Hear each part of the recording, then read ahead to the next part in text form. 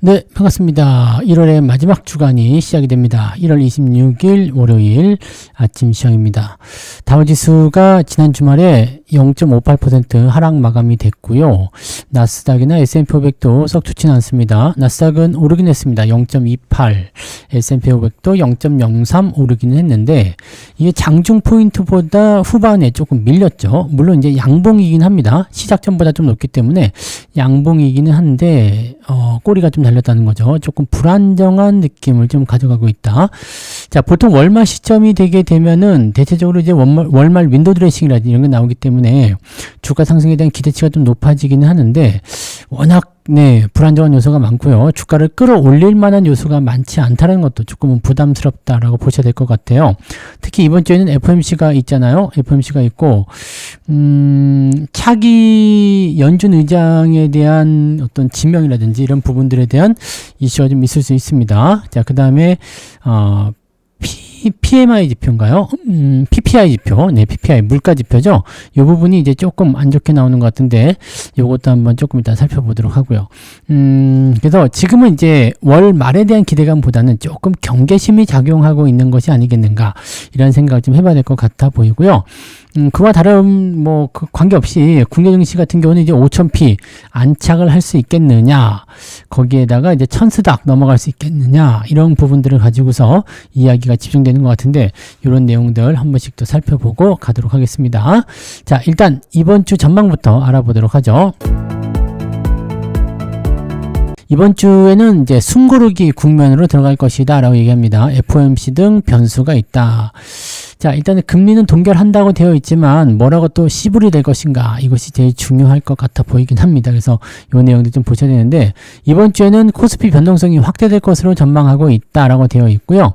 대신에 이제 코스피 예상 밴드는 4,800에서 5,100포인트 요 정도면 또 나쁘진 않거든요. 네, 왜냐면 중간 정도에 걸쳐져 있잖아요. 그래서 현재 시점에서 크게 움직이지 않을 것 같다라는 어떤 평가를 좀 내리고 있는 것 같아 보이긴 합니다. 그래서 일단 밀리지 않으면 크게 문제될 건 없어 보인다라고 생각되긴 하는데 밀리게 된다라면 이제 속수무책이겠죠. 그래서 이런 부분들 좀 보셔야 될 것 같아요.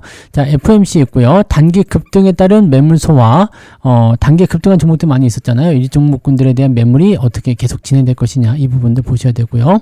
정책 모멘텀의 지속 여부, 자, 등등등인데 일단 지난주 같은 경우는 자동차, 그 다음에 로봇, IT 이런 쪽에서 이제 치고 올라가는 모습이 좀 있었는데 여기서 약간 꺾이게 되면 약간은 애매한 상황이 좀 있을 수 있습니다. 그래서 그 내용들 좀 보셔야 될 것 같고, 지수가 단기간에 급등했기 때문에 속도 조절에 대한 국면이 불가피하다라고 되어 있네요. 이제 명절로도 넘어가죠. 이제 명절이 한 3주 앞으로 다가왔죠. 네. 자, 그러면 월말 지나가고 다음 주 만기 끼면서 명절 들어가거든요. 이렇게 되면은 서서히 조금 변동성을 좀 만드는 그런 형태로 가지 않겠느냐, 이렇게 생각을 좀 해봐야 될 것 같아요. 요 정도 체크를 좀 해봐야 될 것 같습니다. 그래서 요 내용들 참고를 좀 하시면 좋겠고요. 지난해 4분기 실적 시즌과 함께 그동안 가파랐던 상승이 겹치면서 급등 업종의 차익 실현, 소외 업종의 수단매, 자, 즉 올라가지 못했던 종목들이 다시 올라가는 형태가 될 것이고요. 많이 올라간 종목들은 털어내면서 자금이 자연스럽게 이동할 것이다 라는 전망이 나오고 있다 생각하시면 되겠죠. 이번 주에 예정된 FOMC 결과 역시 시장이 변동성을 키울 수 있다, 이렇게 되어 있는데 아직은 잘 모르죠. 네. 금리 동결은 유지가 되고 있는 상황이지만 물가나 고용 관련한 발언 수위에 따라서 금리 인하 기대감의 수위가 달라질 수 있다. 즉 괜찮은데요? 내가 금리 이제 내릴 생각 없는데요? 이렇게 돼버리면 주가가 크게 한번 움직일 가능성도 좀 있겠죠.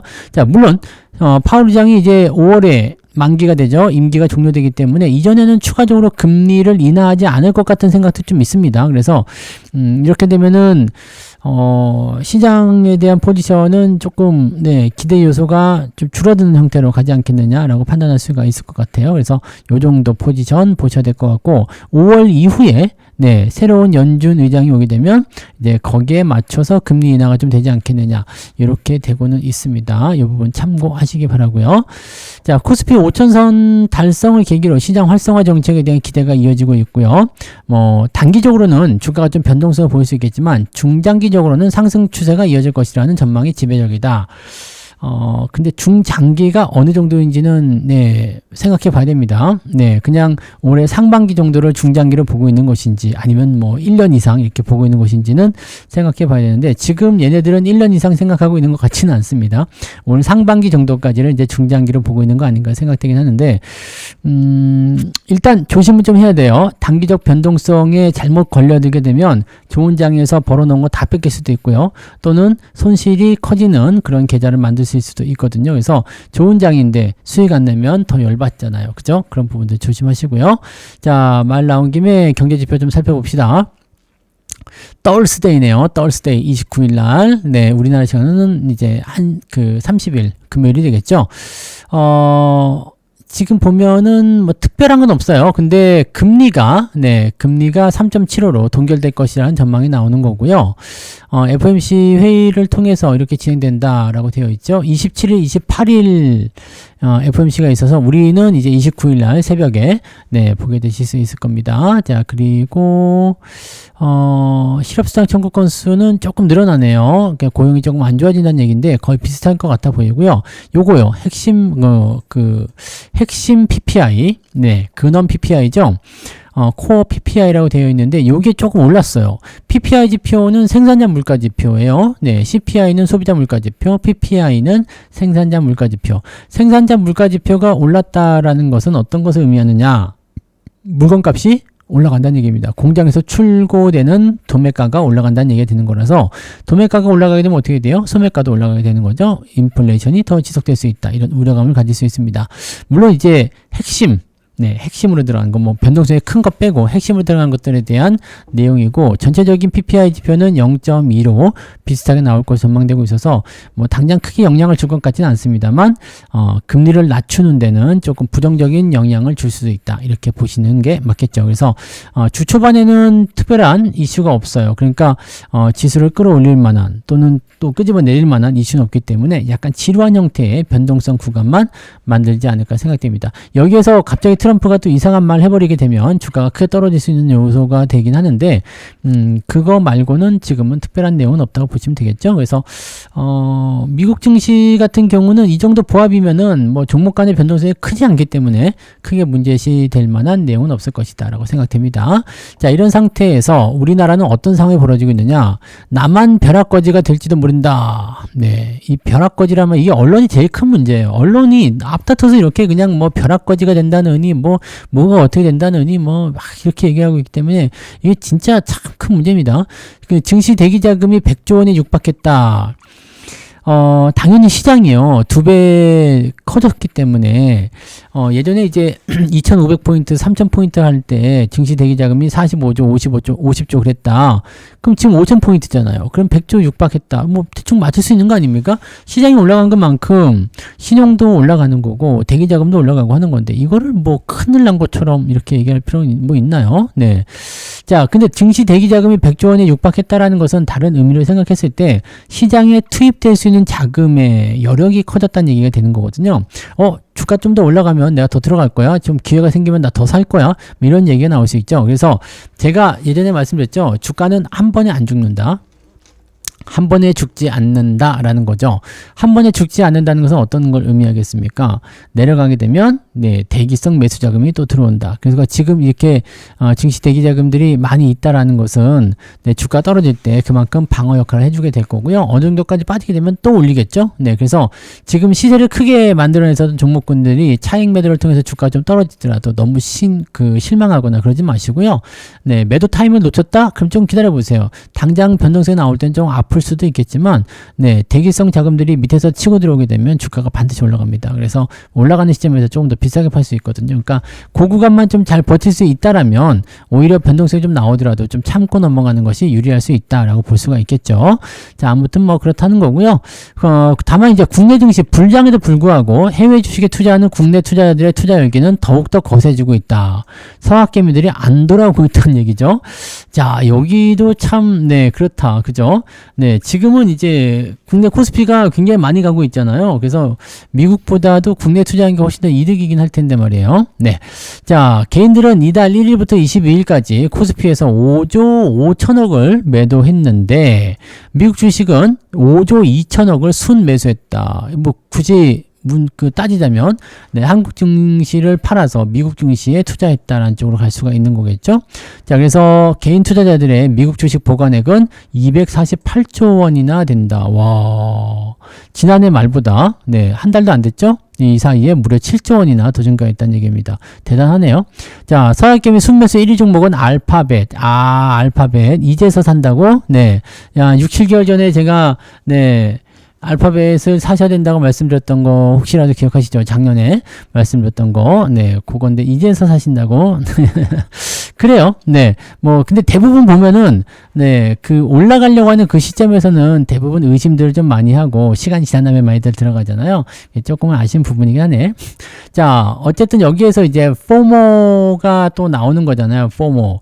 자, 요 포모에 대한 부분들이 사람의 이제 어떤 이성을 좀 마비시키는 부분이 좀 있습니다. 그래서 요것들은 조금, 네, 차갑게 생각하실 필요가 있어요. 증시가 올라간다고 해서, 나만 띄워놓고 가느냐. 여러분들 나만 띄워놓고 가는 게 아니에요. 왜냐면 여러분들이 저점에서 동참을 했다라면 괜찮은 건데, 이제 막 올라가는 시점에서, 자, 그걸 어떡할 거야. 그죠? 네, 그걸 지금이라도 사야 되나 이렇게 생각도 많이 하시는데 지금이라도 사야 되나 생각하면서 들어갔을 때 항상 여러분들 네, 슬펐던 기억이 있는 걸 잘 기억하시죠? 여러분들이 저점에 매수하지 못했던 이유는 뭐예요? 고점에 물려가지고 거기까지 내려간 다음에 손절했기 때문에 매수를 못했던 거잖아요. 근데 또 똑같은 전차를 계속 진행하시면 안 되겠죠. 그러니까 이럴 때는 내가 사고 싶은 종목이 있다라면 조금만 사보세요. 조금만 사서 네, 시장 방향성 보고 추가 매수하면서 분할로 접근하는 전략들을 세워주시기 바라고 주식 투자를 할 때 수익은 항상 고점에서 매수하는 것이 아니라 네, 저점에서 오르기 전에 매수해가지고 수익을 내는 것이 정석입니다. 자, 그것만 잘 기억해 주시면 되겠죠. 자, 포모 현상에 대한 부분들은요, 내가 수익을 많이 내고 있으면 또 그 종목들을 잘 가지고 있으면 이런 것 자체가 없어요. 네, 지금 여러분들이 포모를 생각하시나요? 그런 거 없잖아요. 그죠? 네, 그런 거 없다는 얘기죠. 그래서, 내 계좌가 돈을 잘 벌고 있다라면 마음이 좀 느긋해질 수 있을 거라 생각합니다. 너무 서둘러서 생각하지 마시고요. 일단은 변동성에 대한 구간들 나올 수 있기 때문에 주의를 좀 해야 된다는 건 꼭 기억하시기 바랍니다. 자, 하나를 더 볼까요? 요거 좀 특징적인 뉴스인데 요걸 한번 보셔야 될 필요가 있어요. 자, 줍줍 외치기에는 바닥이 안 보인다. 메모리 칩을 쓰는 이 기업들은 주가가 하락하고 있다. 무슨 얘기냐면 디램 가격이 1년 사이에 무려 7배나 올랐습니다. 이것도 예상해 드렸죠. 그래서 디램 가격의 상승. 왜? 물량이 없기 때문에. 물량이 없기 때문에 디램을 만드는 회사들은 이 반도체 회사들은 굉장히 긍정 요소가 나타나겠지만 그렇지 않은 기업들 같은 경우는 네, 이 비싸진 디램을 네, 사다가 써야 되기 때문에 물건 가격이 무조건 올라갑니다. 그래서 스마트폰이나 PC, 게임기 업체들은 울상을 네, 보이고 있다. 원가 부담이 늘어나고 가격 인상에는 한계가 있다는 얘기죠. 즉 자재값이 10% 올랐는데 물건값은 10% 올리기가 어려운 상황. 이런 걸 보시면 되겠죠. 자, 그래서 일단은 비용에 대한 부담감이 커지게 되면 아무래도 실적이 악화되는 요소로 갈 수밖에 없거든요. 그래서 이 스마트폰이나 개인용 컴퓨터, 그다음에 정보 기술 관련한 기업들의 주가가 고점에서부터 큰 폭으로 떨어지고 있다라는 거죠. 반도체 회사들의 주가 강세와 극명히 대조가 되고 있다. 애플, 샤오미 주가는 계속 하락하고 있는 모습이고 애플이 14% 정도 떨어졌네요. 샤오미는 무려 41%나 하락했대요. 네, 그 다음에 PC 제조사인 델, 아수스 같은 경우는 지난해 고점에서 각각 31%씩 떨어졌고요. 레노버, 휴레패커드는 35%, 45%씩 추락했다. 소니와 닌텐도도 고점에서 각각 24%, 30%씩 하락을 했다라는 거죠. 이들 기업이 모두 지난해 4분기를 기점으로 주가가 추락했다는 공통점이 있다라는 거고요. 자, 여기에는 한 가지 이슈가 있죠. 메모리 반도체 공급 부족 현상이 주목을 받기 시작했다. 그러면서 가격이 7배 정도 상승했다. 이걸 사다가 팔아야 되기 때문에 비용이 줄어든다. 실적이 줄어든다라는 거고요. 자, 이것을 이제 그 도매 가격이 올라간 것에 대한 부분들을 전가한다고 그러죠. 소비자에게 전가시키기 위해서는 물건 가격을 올려야 되거든요. 그래서 제품 가격을 20% 인상할 것이다 라고 했는데 이렇게 되면 어떻게 되죠? 안 사죠. 네, 안 삽니다. 안 사기 때문에 물건이 안 팔리면서 오히려 더 나빠지는 거죠. 그러니까 이런 회사들 입장에서는 원자료 가격은 올라가는데 가격을 올리면 사람들이 안 사버려. 이렇게 돼버리면 이렇게 해도 망하고 저렇게 해도 망하는 상황이 되는 아주 골때리는 상황이 벌어지는 거죠. 메모리 공급이 너무나 부족하다라는 것으로 되어 있고요. 자, 이것은 여러분들 전초 상황이라고 보셔야지 됩니다. 자, 지금 공급 부족이죠. 공급 부족인데 지금 보면은 공급 부족이기는 한데 가격이 너무 올라가가지고 사람들이 사기에 조금 부담스러워해. 자, 그러면 어떻게 돼요? 매수가 꺾이겠죠. 투자가 줄어요. 그렇게 되면 어떻게 돼요? 판매량이 감소할 수밖에 없어요. 가격은 올랐는데 판매량이 감소합니다. 지금이야 뭐 공급 부족 현상이 크다라고 하지만 판매가 감소되면 물량이 남아돌기 시작합니다. 그러면 점점 가격이 하락을 하게 될 수밖에 없게 되죠. 자, 이게 시장의 원리죠. 아담 스미스의 보이지 않는 손. 네, 이렇게 되어 있습니다. 수요와 공급의 가격 차이가 너무 심하게 되면 어느 거 하나가 멈추게 되죠. 그러면 거기에 맞춰서 많이 올라간 쪽이 균형을 맞추게 된다, 내려오게 된다, 이렇게 보시는 겁니다. 그래서 이런 상황으로 가게 된다면 지금 요게 이제 전초 포인트라고 보시면 되고요. 이 이후에는 이제 메모리 반도체 가격이 꺾이는 상황이 벌어지게 되고요. 그렇게 되면 기업들의 실적 재전망이 조정이 다시 일어나게 되면서 분위기가 좀 찬바람이 불 가능성이 높겠죠. 요거는 미리미리 준비를 좀 해보실 필요가 있습니다. 네, 자, 공급 부족이 심화될수록 가격 결정권을 갖게 되는 메모리 반도체 기업들, 마이크론이라든지 삼성전자, SK 하이닉스 같은 경우는 주가가 크게 올랐다는 얘기예요. 주가가 크게 올랐는데 이 부분들도 한번 생각해 봐야 됩니다. 물론 이제 이 AI 쪽에 들어가는 부분들이 굉장히 커지게 되고요. 또 로봇이라든지 등등등 여러 가지 부분에서 활용이 되게 되면 AI 칩은 더 많이 필요하게 될 수도 있습니다. 그 다음에 HBM 더 많이 필요하게 될 수도 있어요. 근데 이것도 마찬가지죠. 공장에 대한 어떤 생산 시설을 확충하게 되고 이 물량이 여유 있게 돌아가기 시작하면 D램 가격은 크게 하락할 수도 있거든요. 그러니까 이런 부분들이 조금 조심해야 되는 부분입니다. 당장 일어날 일은 아니겠습니다만 아마 제 생각에는 오늘 상반기가 지나가게 되면 이런 현상들이 눈에 띄게 나타나게 될 겁니다. 벌써부터 보여지는 부분들이 좀 있을 거라 생각하거든요. 그래서 지금 시장 상황에서는 여러분들이 조금 조심스럽게 접근을 좀 해야 될 것 같아요. 많이 올라온 종목군들에 대한 포지션은 여기서 상승폭은 제한적일 수 있고요. 하락에 대한 위협도는 굉장히 커져 있을 수 있기 때문에 이 부분들을 조금 주의하시고 이렇게 되면 이제 시장 자체가 흔들릴 수 있겠죠. 그게 이제 변동성의 어떤 그 뒤쪽 가장 큰 위협도라고 좀 보셔야 될 것 같아요. 그래서 지금은 변동성에 대해서 조금 고민을 좀 하셔야 되지 않을까 생각되긴 합니다. 이런 뉴스들은 여러분들이 잘 찾아서 보되 지금은 반도체 잘 팔리나 본데 이렇게 생각할 게 아니라 이게 가지고 올 수 있는 연쇄 반응들 이런 것들에 대해서 예의주시하셔야 됩니다. 지금 당장 뭐 액션을 취할 건 아니죠. 근데 이런 상황들이 있었구나라고 잘 보셔야 돼요. 그래서 D램 가격이 꺾이기 시작하는지 아니면은 이게 공급 부족 현상에 대한 부분들이 어떻게 되는지 이런 것들을 좀 잘 체크해 보시면 아마 조금 더 남들보다 빠르게 대응이 가능하실 거라 생각합니다. 무조건 이제는 좋다라기보다도 약간의 그 주의하는 단계로 들어가면서 대응을 하셔야 되지 않을까 생각됩니다. 이 부분 참고하시고요. 자, 그래서 오늘 뭐 시장 포지션에 대한 부분들은 일단 변동성, 자, 많이 올라간 종목에 대한 차익 매도, 대신에 차익 매도가 나와서 주가가 떨어지게 되면 반발 매수가 분명히 따라 들어올 거예요. 그래서 수급 동향을 잘 체크하셔야 된다는 거 잊지 마시고요. 그 다음에 산업의 업황이 조금씩 바뀌는 것 같기는 합니다. 바뀌는 모습들이 보이고 있으니까 여기에 대해서 지금 당장 액션 취할 건 아니지만 조금 이제 여러분들이 관심을 가지고 지켜볼 만한 것들이 생기기 시작했다라는 거, 이 부분 체크하시고 그냥 무조건 올라간다 쪽에만 베팅하시면 결과적으로는 좋은 그런 답안지를 얻기가 좀 어려우실 거라 생각합니다. 그래서 이럴 때는 조금 더 많이 생각하고요. 한 번 더 꼬아서 생각하고 조금 더 멀리 내다보는 그런 전략을 취하시는 게 좋겠죠.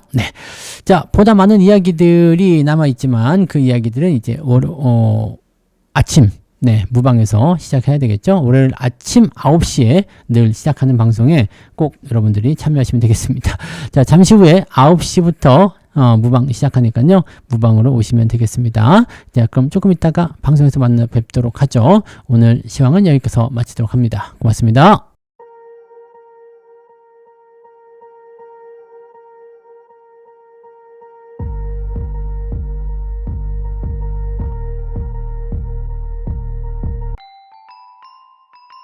본 방송에서 제공되는 모든 정보는 투자 판단의 참고 자료이며 투자의 최종 책임은 본 방송을 이용하는 본인에게 있습니다.